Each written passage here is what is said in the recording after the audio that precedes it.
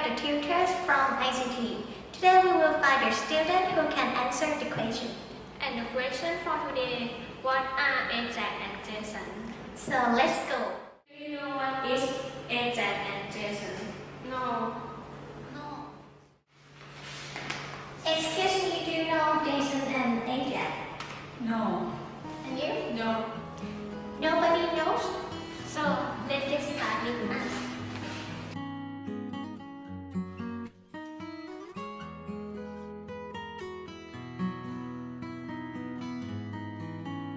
Basically, AJAX is 1.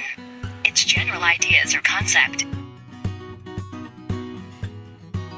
AJAX, asynchronous JavaScript and XML. Not a programming language, a particular way of using JavaScript.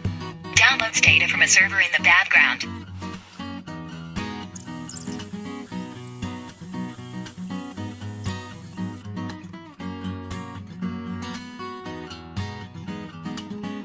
Asynchronous, user can keep interacting with page while data loads.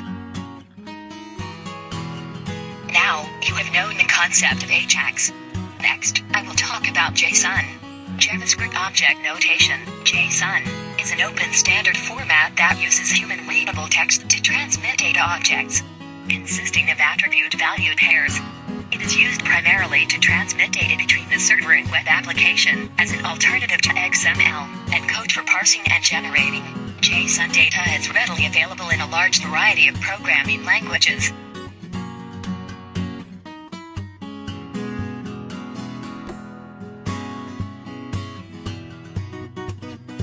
Many developers use JSON to pass AJAX updates between client and server, so we will show you AJAX and JSON architecture.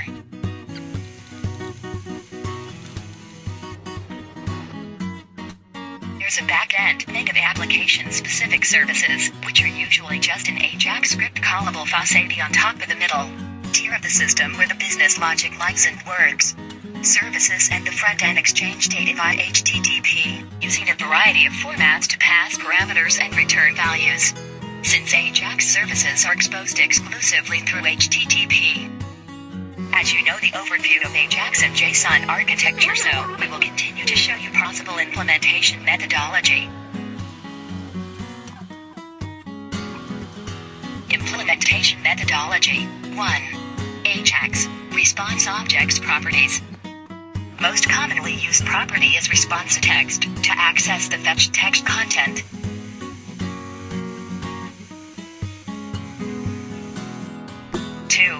AJAX.Data. AJAX.Data fetches a file and injects its content into an element as inner HTML. Additional first parameter specifies the ID of element to inject a view. On success handler not needed, but on failure, on exception handlers may still be useful. Next, we will show you some examples of method implementation. 1. JSON.stringify converts an object to JSON notation representing it.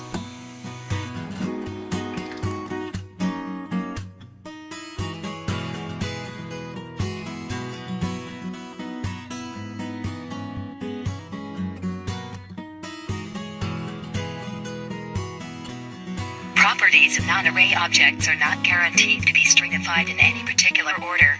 Do not rely on ordering of properties within the same object within the stringification. 2. Space argument. The space argument may be used to control spacing in the final string. If it is a number, successive levels in the stringification will each be indented by this many space characters, up to 10. If it is a string, successive levels will indented by the string, or the first 10 characters of it. 3. To JSON behavior. If an object being stringified has a property named JSON whose value is a function, then the JSON method customizes JSON stringification behavior, instead of the object being serialized. The value returned by the JSON method when called will be serialized. 3. Possible usage. AJAX. It is possible to update parts of a web page without reloading the whole page.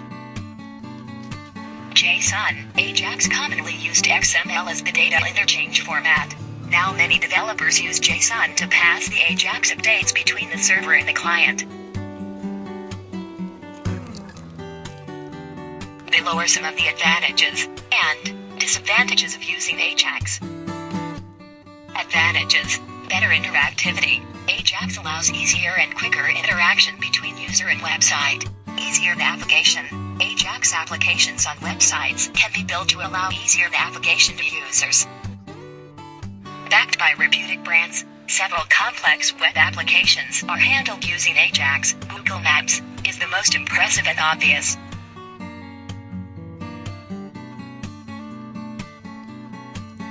Disadvantages: the back and refresh button are rendered useless with AJAX, as all functions are loaded on a dynamic page without the page being reloaded, or more importantly.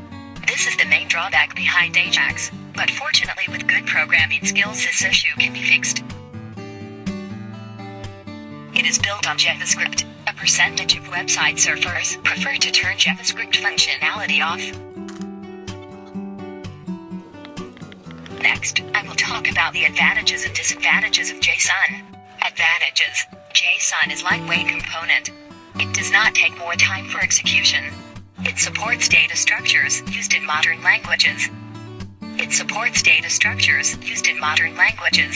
In JSON we can retrieve values from anywhere. It supports all languages.